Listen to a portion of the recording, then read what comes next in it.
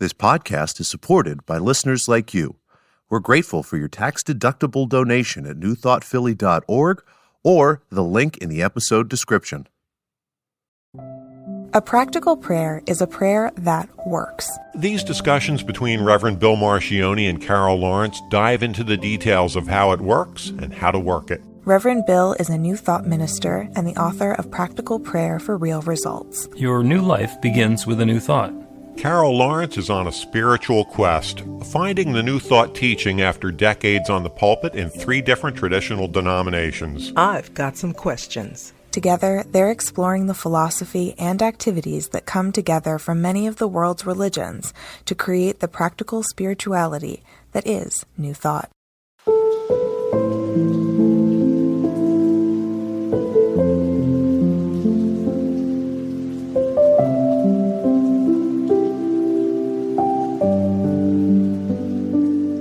Welcome to the Practical Prayer Podcast. I'm Carol, here with Reverend Dr. Bill Marcioni. I'm very much looking forward to the conversation that we're going to have today because I know that it can go in a variety of directions, 2 that have already been identified, and I am going to intentionally avoid putting my thumb on the scale. So I'm just going to let Carol introduce this one. Oh. Okay, so let's focus on the prayer part, the prayer thing. Okay. Okay. So there's a comment that you made very early on when I met you, and I've heard it since. The answer to every prayer is yes. Correct. I have said that, and I stand by it. And I stand by it with you. Okay. But I want to discuss it a little bit because what I get back and what I from my history, I understand what the response is that people are accustomed to. Yes, no, or not right now, or wait. Mm-hmm. And there's just way too much in that. You know, I always thought it's like way too much. So let's talk about why it is just yes. Okay. If you have a plate of cookies and I want a cookie, I can say, can I have a cookie? Mm-hmm. And you would say, yes. Yes. Okay. I could say, sort of being a little bit more humble, do you mind if I take a cookie? And you say, yes, which means that would trouble you. So the answer to me is no. Do you mind if I take one of your cookies? Yes. And there might be a bunch of reasons. That one's intended for my kid. That's the only one that I have left. That was baked special for my Aunt Sadie, and it's her 97th birthday. Whatever. Yes, I mind if you take that cookie. There's something more to it than that. My request is the same in either case. I want a cookie.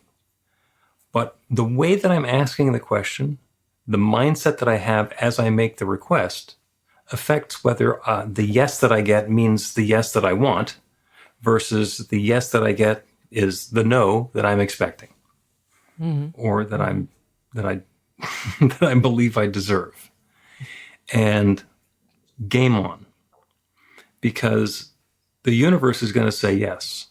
And it's not to the words that we use, although that's tremendously helpful in focusing what our intention and our belief is.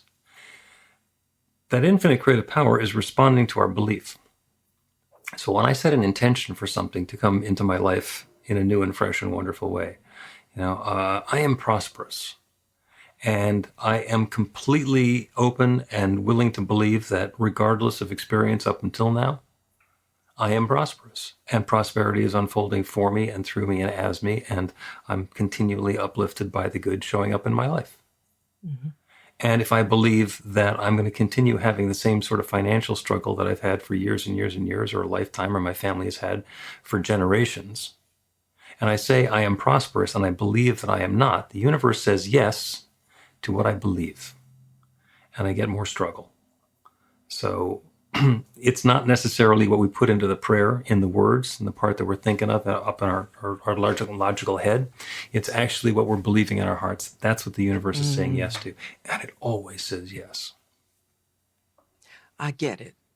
So the universe is saying yes to what we put out, but what we're speaking from is our subconscious belief system. Mm-hmm. Yep. All right. All right. That was easy. Yeah, that was simple. And it's really easy because there's one story. And I like to go back to creation stories. There's one story since the beginning of time. Okay, everything that the scientists have told us about the way that the universe works, once we identify a natural law, it always works. It always applies. Things always work that way. Mm-hmm. And it turns out that they work that way before we understood the natural law or its application. But it's always worked that way. You know, Newton did a whole lot to explain how gravity worked. Mm-hmm. And all of his observations were spot on, and we were able to make calculations and interact with gravity in very precise ways now that we understand it. And as we get more and more nuanced about it, the law doesn't change. Now, it changed once in the early 1900s when Einstein said that gravity actually applies to light. And but it's the same gravity. It works in a slightly different way than we understood it to work. But it's when we walk backwards, yeah, it always worked that way. We never had the idea to check or the accuracy of the instrumentation to measure, but it always worked that way. So that's a natural law. So in the beginning there was darkness and void, and God said, "Let there be light," and there was light. There is no way to take the light back. You can't change your mind and say, no, wait, no light. You know, same thing with the Big Bang. Okay, the Big Bang happened and everything started expanding and exploding. You can't say, wait, stop. No Big Bang. It's going to turn into something. Mm-hmm. It's going to continue doing what it's doing, and what it's doing is creating. And the creative process is a yes. And we can stop something that's been in process, but we can't do it by stopping it. We do it by turning it into something else. Mm-hmm.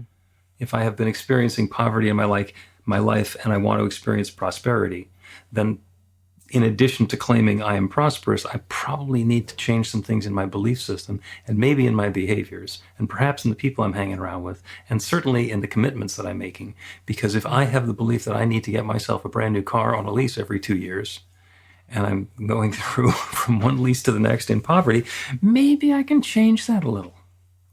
Yeah. Maybe a used vehicle will be a nice stepping stone between me and my prosperity, but I'm involved in it. Mm-hmm.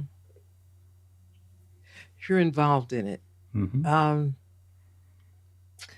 Yeah. Before I respond to that, say something more about being involved in it. It is done unto you as you believe. Mm-hmm. So you can have this okay. family generational belief that's always been the same. It's been going on since the beginning of time. And when we buy into it, it continues to apply to us. Mm-hmm. As soon as we get a different belief, we break that cycle. We are mm-hmm. able to experience something new. Mm-hmm. And the answer is going to be yes. And it can be such a powerful yes that it's as if that year or lifetime or generations of belief never existed. Perfect. That's exactly what I thought. Sweet. Yeah. But here's the thing. And it's not a thing. It's not a thing at all. I'm going to use the word work. Okay. I'm letting you know up front. I'm using that word work because it is. That's right. If I could putting down the stuff that's been working, that we've been using for our entire lives, that takes some doing. It does. And usually by the time I meet certain people, they're ready. You know, they're like, look, whatever the heck it takes. But then to say it takes a little work, that's hard. And I don't know, people tend to like to do the work. I haven't met a whole lot of people who just said, you know, the heck with it, I'll just leave life the way it is. People really do want to get, let's use the term somewhere. And I think let's use the pandemic as a point of reference, a recent point of reference. There's been so much disappointment in the world since then.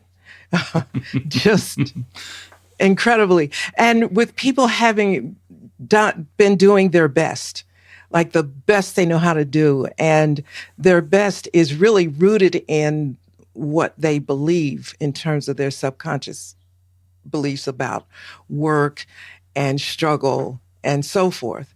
And so they continue to keep on doing that and look at what just happened. Now, the pandemic is not something that has any direct correlation with what we do. At least we don't think so at this point. But the end of it is the same, whether it's a pandemic or whether it's craziness that's going on socially in our culture or whatever. We still get to the same place. We don't like the way this is. Is there anything that I can do differently to make my outcome different? Mm. And even, and separating yourself from the outside is a little bit of a struggle too, because we're used to reacting to stuff that's going on, right? All of the movements that have happened over the time that even some of us have been alive to see certain movements. It's always kind of in react mode. And now the idea of not responding from your subconscious means that I got to get out of react mode and come up with something different and, a new idea of how I can respond. And it takes a bit. It does. You agree? Oh, yeah. Yeah, there's definitely, there's work to be done. And, we get the idea that, changing our experience is as easy as changing our clothes. I'm going to take this shirt off, I'm going to put a different shirt on, suddenly brand new. And that's a wonderful idea, and sometimes that works. But if you take somebody who has been completely taped up in adhesive tape and then put into a suit of armor, which is then welded shut, changing clothes is going to take a while.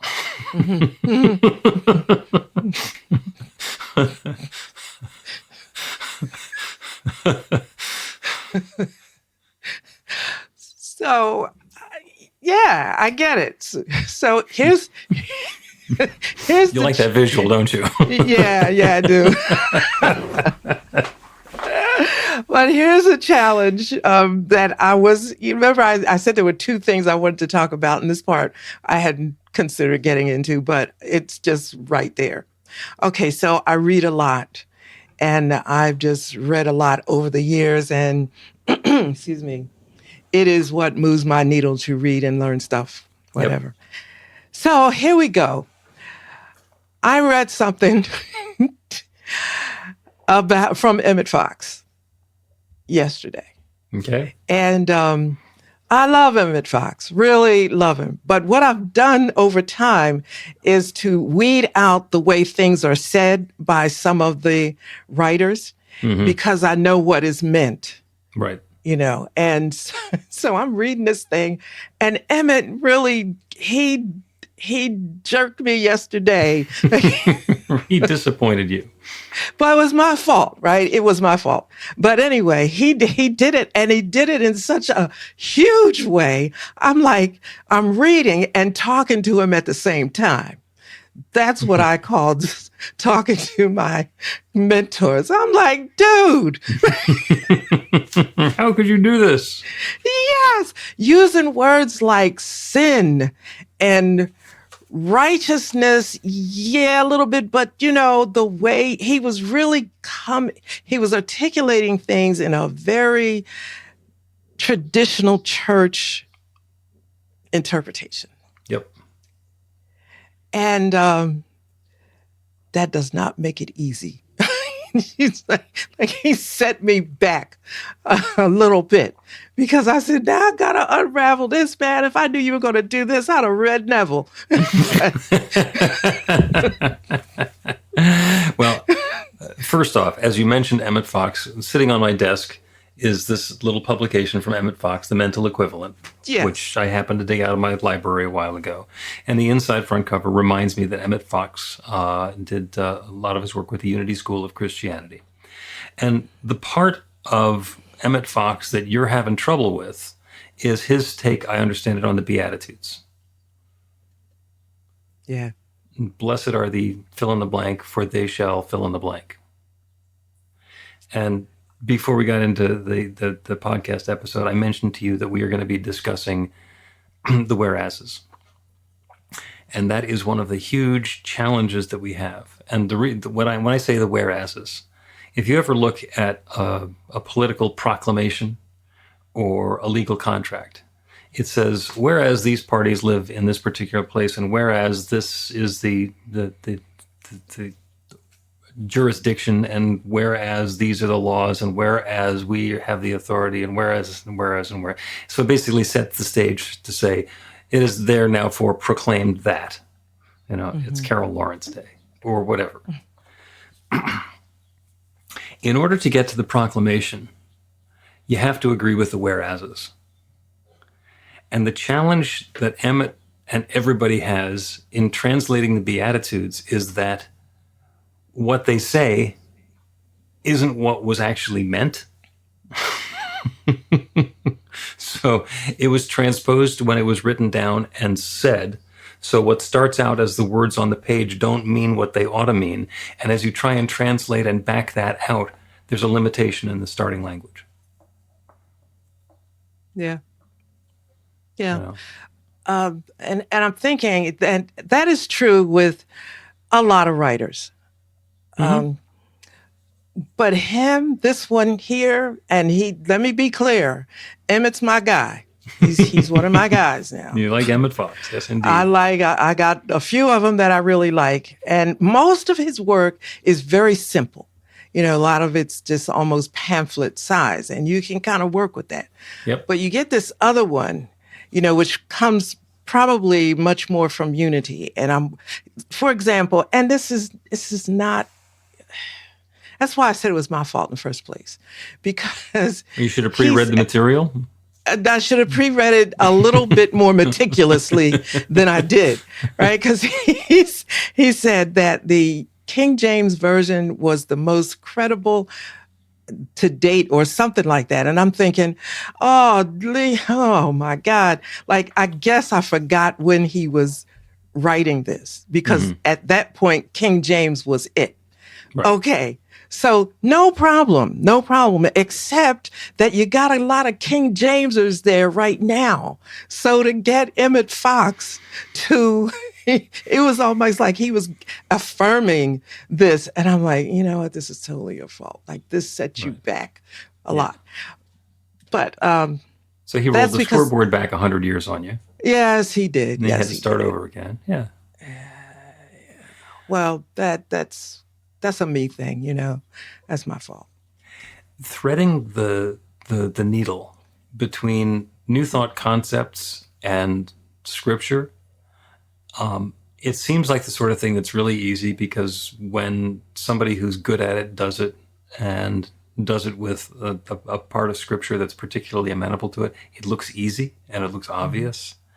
And it is always somewhat fraught because of the whereases. And not just what was written down, but the assumptions about what everybody thinks it means before they hear about it. And if you want to wind somebody all the way back to what did this mean before it was said, it becomes even more challenging. And I refer to that as troubling language. So, and by the way, I agree with the observation about how valuable the King James Version of the Bible is. It is the flowery sounding one. It's the ones with the thys and thous and therefores and all the rest of that stuff. It also tends to be much more poetic than a lot of other translations, which I think are probably more accurate to the meaning. But 23rd Psalm, the King James Version, my cup runneth over. Okay. Other translations, my cup is full. Guess what? It doesn't have the same connotation. My cup runneth over feels different than my cup is full. And there's a lot of that in the King James Version, which carries some of the flavor of the original language that it was translated from, and unfortunately also tends to run down the rabbit hole of what people thought it meant at the time that the translation happened.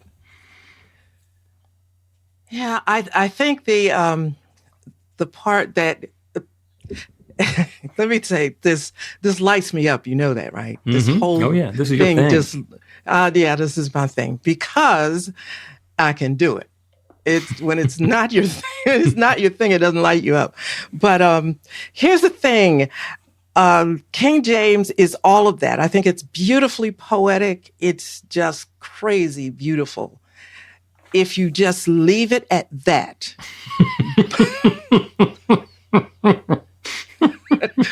But you can't do that. Now, in certain traditions, and not just my own tradition, it's broader than just my own tradition.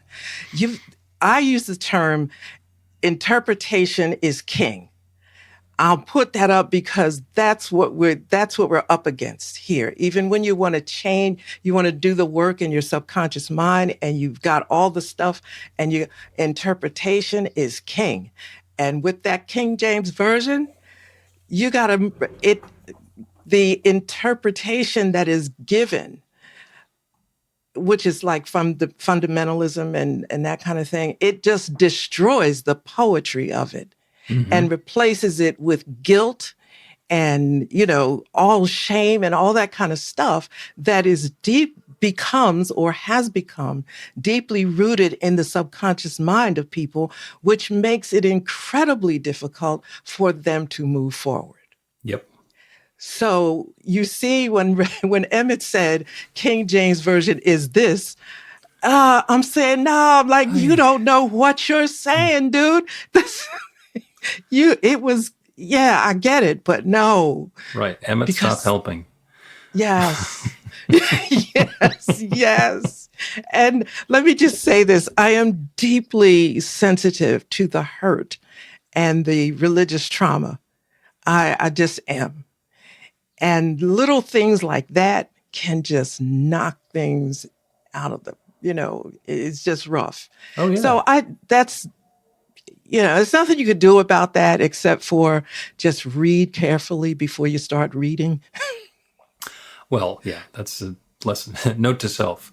The other thing I'm going to remind you and everybody else of is that Scripture is metaphorical, historical, and metaphysical, and the sections are not labeled.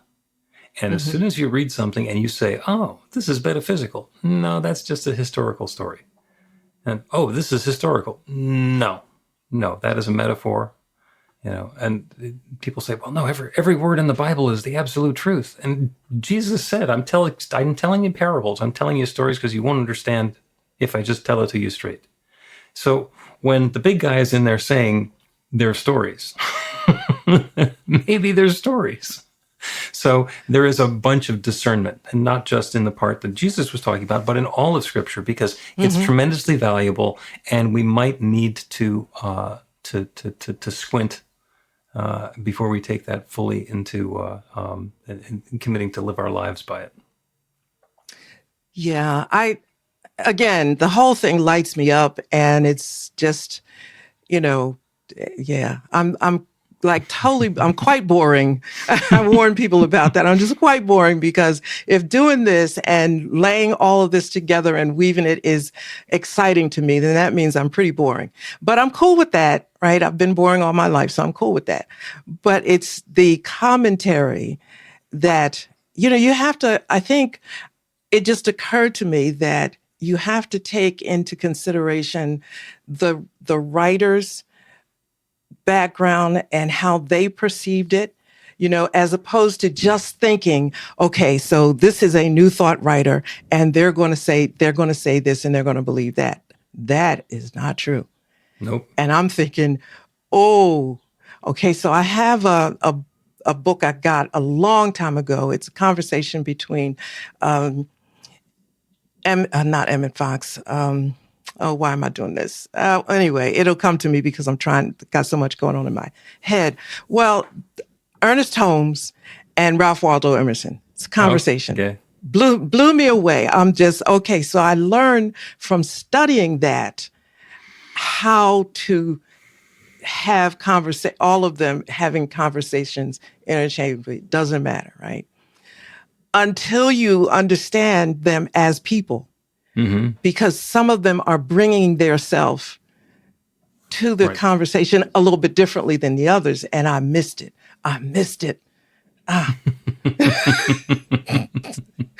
I missed it. I Be said, all gentle right, with all right. yourself. And I was saying, okay, I got you, Emmett. I just remember what school you went to. Okay, we're There good. you go. There you go. Hey, let's take a break and continue this discussion about always yes and troubling language. Learn to put practical prayer to work in your life. The steps are simple to learn and let you begin to get real results to create the life of your dreams immediately. Reverend Bill Marcione's widely acclaimed book, Practical Prayer for Real Results, gives you a clear summary of the New Thought principles behind practical prayer and the series of easy-to-understand steps found in the most effective prayers from religions and spiritual practices all over the world and throughout history. Practical prayer is not a replacement for your religion or practice. It's a technique to make the work you do in consciousness even more effective. The book includes 40 prayers on various topics that you can adapt as needed and use as your own. Practical Prayer for Real Results is available in paperback, Kindle, and audiobook on Amazon or at b-the-light.com. That's b-the-light.com.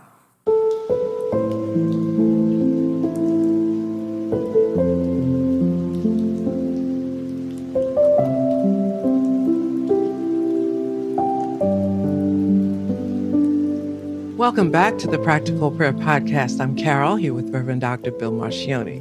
We're having a fascinating conversation about troubling language, starring Emmett Fox. Because Carol started teaching from Emmett Fox, and then the way that he was expressing some of the stuff in the Beatitudes was like, oh, no, you're buying into the source language way too much. You're telling the same old dysfunctional story.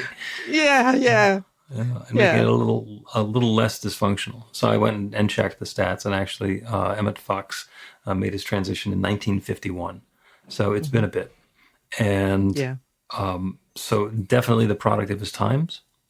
And was it better? Was his interpretation better than what you would get just as being a lowly below the worms sort of human that doesn't deserve anything? It was very good. It really was. It was just one or two little things and those one or two little things are really things that could knock somebody off the wagon.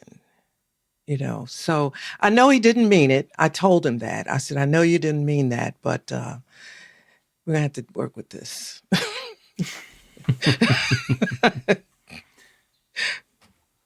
Yeah.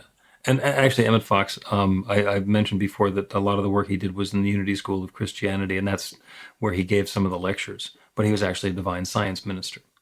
So a different sect of New Thought, but it's all the same thing, believing exactly the same thing, and mostly that there is one.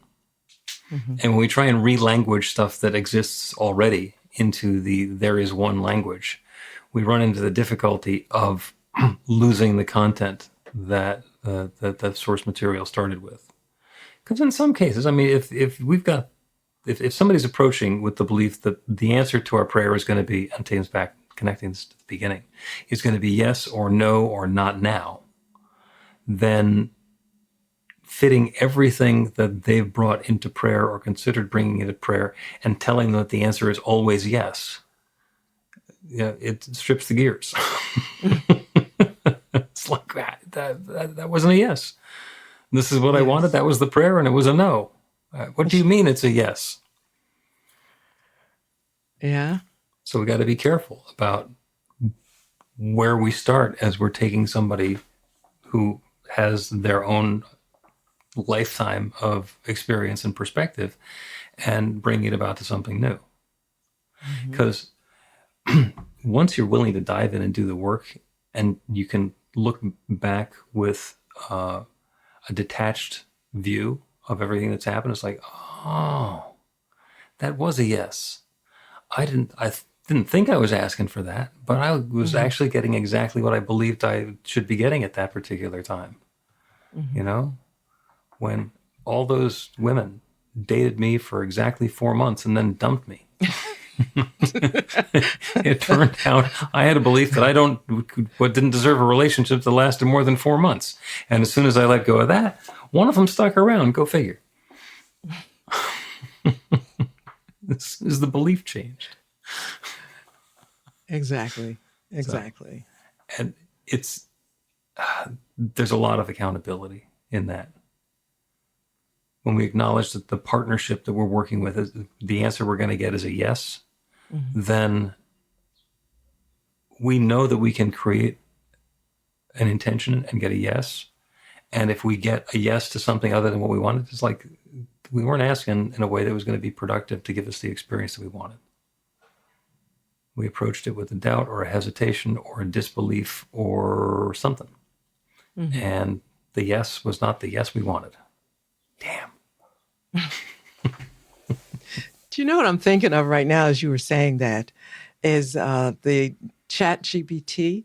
And I'm not familiar with all of them, but I know there's a whole lot of YouTube tutorials on how to put the prompts in and how to phrase it and all of that. And it's when I first looked at it, I just thought, okay, just ask it what you want. But and the stuff I ask is so simple. I'm pretty cool with it so far. But I can see that you have to refine it. So you're asking the question, which seems to be unfair sometimes, cheating. You're asking the question in a way to get the answer that you want, but not so. It feels like that, but it's not really. It's like you're asking a question, and now I'm back to prayer again. You're thinking about the prayer and what you want, and isn't what you want the thing that drives it, because that's what we're after. In other words, why else would you pray? You know, I'm not personally, I've never been interested in a maybe. I got a maybe already. You know, That's where I'm starting, right? That's right. You know, and I'm not particularly interested in a no. If you're going to just, you know what I mean? So I think practical prayer or affirmative prayer, whatever people feel comfortable with, I guess, gives you a way to refine what you really want, which is really, really important. Right. Yeah. Yeah. Because a lot of times, I said this and I'll stop. Sometimes when you rephrase it a lot and you look at it and say, you know what? I don't even want to go down this. This is not what I really, you tell yourself a no. Right. So, yeah.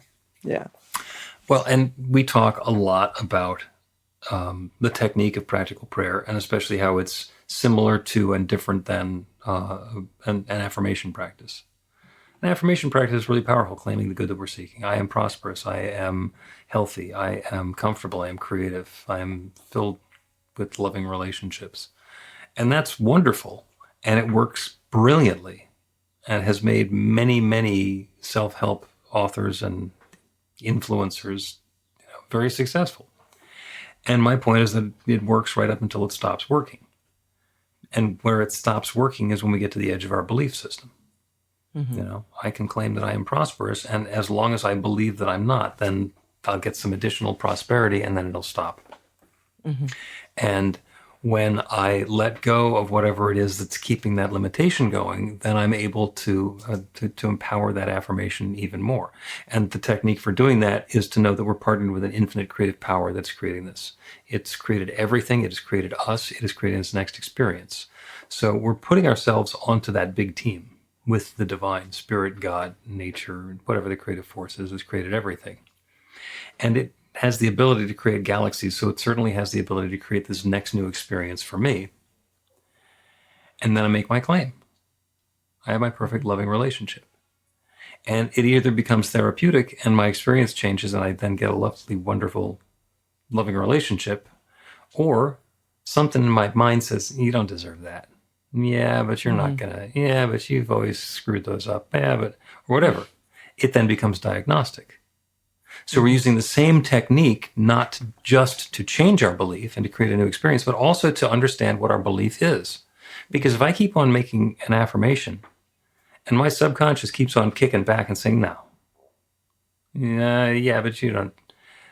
That's telling me a lot more about my belief system then it's telling me about the way the universe works. And we can work with that because that's a great way of understanding, oh, okay, these things keep showing up in my life, and it's because I believe in something.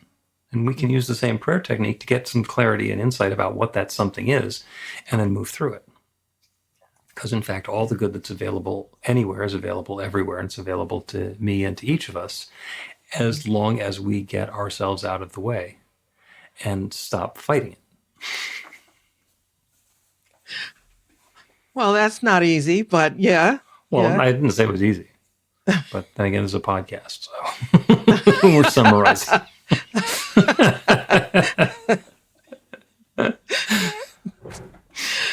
Oh, that's why I love this so much, because there's so much success in the process that you just talked about. You know, it's so much success in it. Even though you could start out feeling like I'm just totally screwed and there's nothing that's ever worked for me and blah, blah. It's like once you get started down this road, there's little successes that you can see and feel and be excited about it. And it's like, oh, well, God really is on my side. Let me try again. That's the energy and the positive, whatever, that I get out of practical prayer and that whole process. Yeah. It's beyond hope, because hope is hope. And, but this step is like you feel positivity, or you can see it. It's in the air, however slight it may be, with every step, which is amazing to me. It's just amazing. The answer is going to be yes. And so by aligning ourselves with the good that we're seeking, we're able to let that yes be something that's uplifting and fulfilling for us. Mm-hmm. Do you mind if I take a cookie? Yes. Okay. May I have a cookie? Yes. It's the same yes, but the question is different. And in fact, if I say, may I have a cookie? And your answer is going to be, I'm saving these cookies for somebody special. Now there's a new opportunity. Oh, can I have one of those cookies? Oh, sure. Well, they actually look better. So, can I have the cake? Oh, well, we can have the cake instead. There's a lot of possibilities open up once we actually go through the process. And if we know that the answer isn't going to be no, it's telling us there's another yes. And we haven't positioned ourselves to get the yes that we're looking for yet. Classic example, when I'm dealing with one of my prayer clients and they want to have a relationship. Oh, I really want to have a long-term relationship and somebody who I can wake up with and spend my life with. And the first question I say is there room in your dresser and your closets for their clothes? It's like, well, no. Well, okay. How at home are they going to feel when they show up? Perhaps you need to clear the space, not just in your closets, but in your lifestyle to have that relationship. Oh, I'm way too busy to have a relationship, but I really want to have a relationship. Okay, what's the yes going to be here? And by understanding that we're engaged in that interactive process, we can then go through and clear away the things that aren't serving us and change our beliefs and say, oh, well, I am willing to clear out that closet. In fact, let me move all of this stuff into storage, and there we go. And I have seen relationships blossom and show up out of nowhere when somebody's willing to go through that process about looking at what they're willing to let go of in order to have the relationship. It shows up in all sorts of different ways. Mm-hmm. Mm-hmm. Let's take another break, and then we'll do a prayer for getting a yes for something.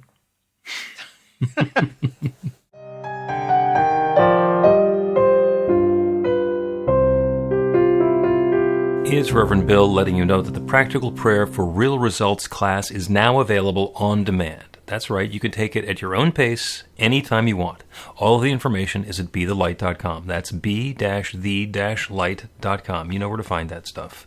The class is 5 lessons, broken down into 18 modules, and you can take them at whatever pace is comfortable for you. As you work through the process, it starts out with the theory, goes into the practice, there are experiential activities and exercises, and at the end of the program, you will wind up with an understanding of how practical prayer works, and a practical prayer for yourself that will work to create transformation in your life. And as you know, it works for everything.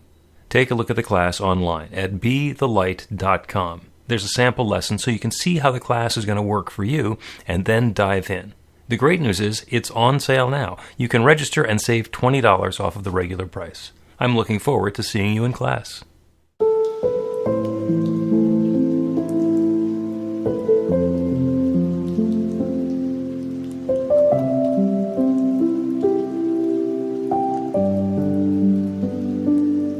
Welcome back to the Practical Prayer Podcast. I'm Carol with Reverend Bill Marcioni. Yeah, and we are having a wonderful conversation about, among other things, the troubling language of Emmett Fox trying to back out of the Beatitudes. And also, the big picture that we're looking at is that the answer is always yes. And that's what I want to include in the prayer today. The answer is always yes.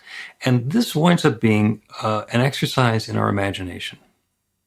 So if you knew that you were making a request and the response to that request was going to be yes, you already knew it's yes. Mm-hmm. What would you ask for? What would you invite? What would you open to? What would you want to have in your experience? What would you want to have change?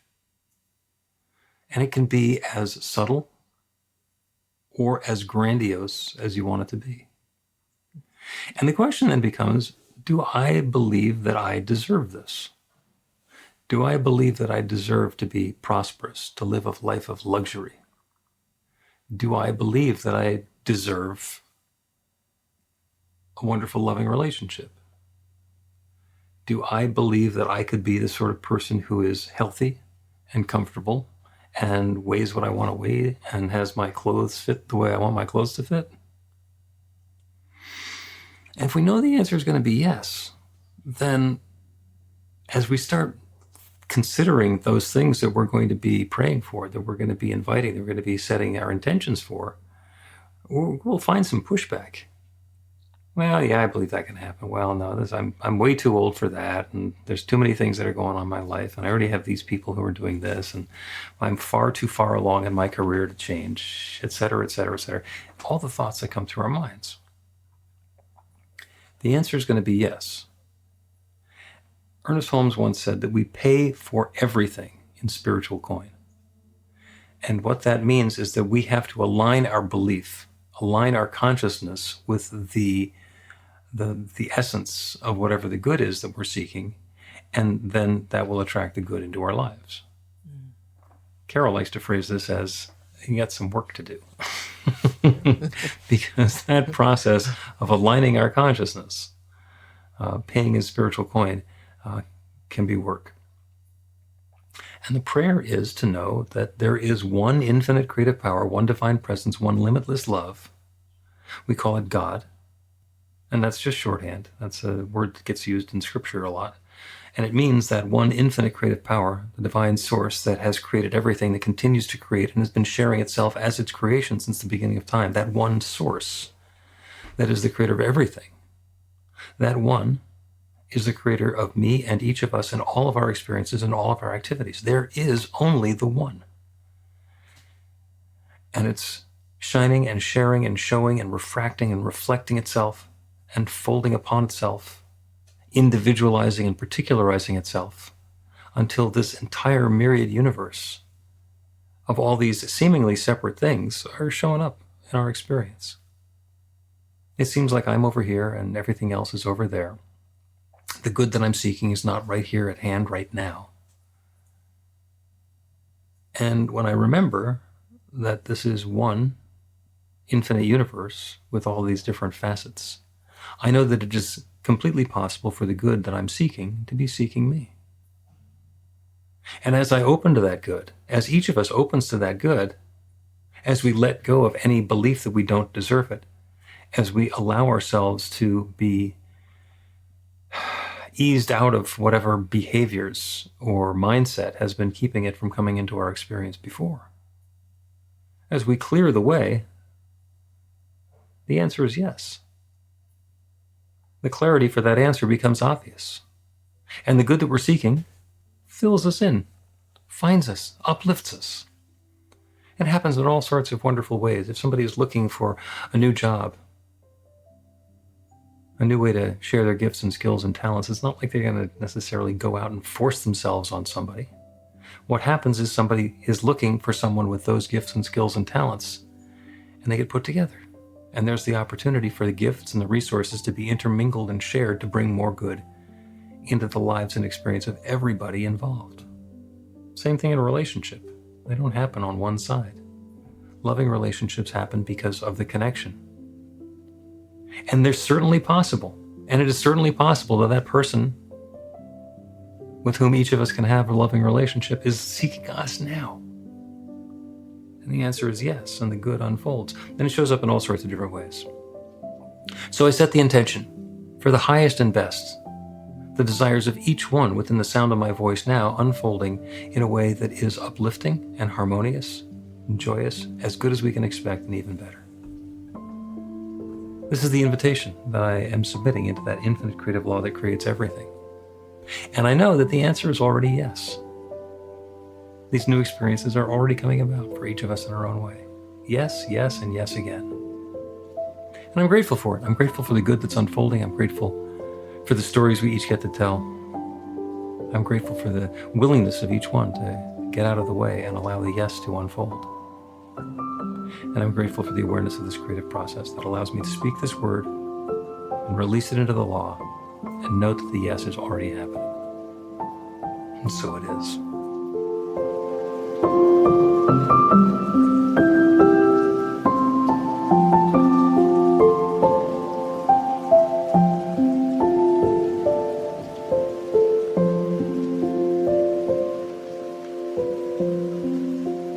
The Practical Prayer Podcast with Reverend Bill Marcioni and Carol Lawrence is a production of BeTheLight.com. be-the-light.com. where you can find more information about practical prayer for real results. Our theme is by Music of Wisdom.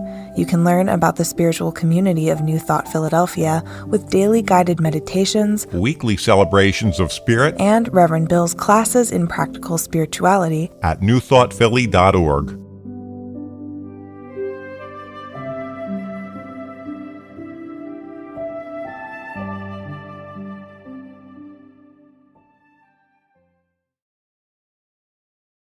This podcast is supported by listeners like you.